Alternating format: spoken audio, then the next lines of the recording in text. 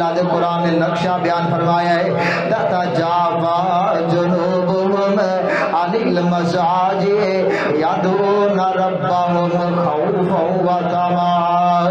او میرے نبی دے یار نے بستریاں تے جا کے رات ساری کھراٹے نہیں جے لیندے، اونا دے پہلو بستریاں تے ٹک دے کوئی نہیں، راتاں نو اٹھ دے نے اپنے رب نو پکار دے نے یدعون ربہم،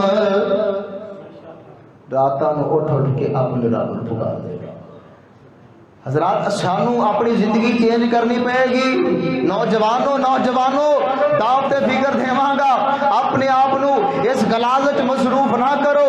اگر پڑھنا ہے نا یا قرآن پڑھو یا مصطفیٰ علیہ السلام کا فرمان پڑھو، عشاء دی نماز پڑھ کے اگر کچھ نہیں کر سکتے تو جا کے بسترے تے مان لو، سو جاؤ جا کے۔ نبی علیہ السلام فرماندے نے او تسی ساری رات قیام نہیں کر سکتے؟ اللہ دے نبی کیوں نہیں کر سکتے ہیں؟ کوئی دسو طریقہ؟ فرماتے ہیں جیڑا بندہ عشاء دی نماز جماعت نہ پڑھ کے جا کے سو جائے، فجر دی آ کے جماعت نہ پڑھے، اللہ پوری رات قیام دا ثواب دے دے۔ جنہیں جا کے عشاء بھی نہیں پڑھی تو موبائل سے شروع ہو گیا انہوں ثواب لبنا نہیں لبنا۔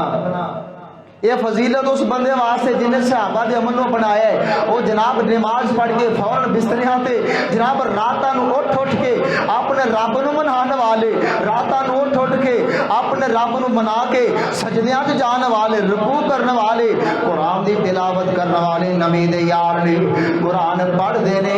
قرآن جس طرح پڑھن دا حق ہے سانو پتہ ہی نہیں نا، میں تلاوت کی تھی تانوں نہیں پتہ چلیا ہے، کوئی جناب کوئی اور تلاوت کرے پتہ ہی کوئی نہیں، کیوں پتہ نہیں؟ اسی عربی نہیں اجمی ہاں، قرآن عربی چاہے ہے، ساری زبان عربی نہیں، سانو پتہ ہی نہیں قاری صاحب نے کی آکھے ہے۔ اگر پتہ چل جائے نا تو سانو اللہ دی قسم اسی ہر ٹائم قرآن پڑھ جائیے۔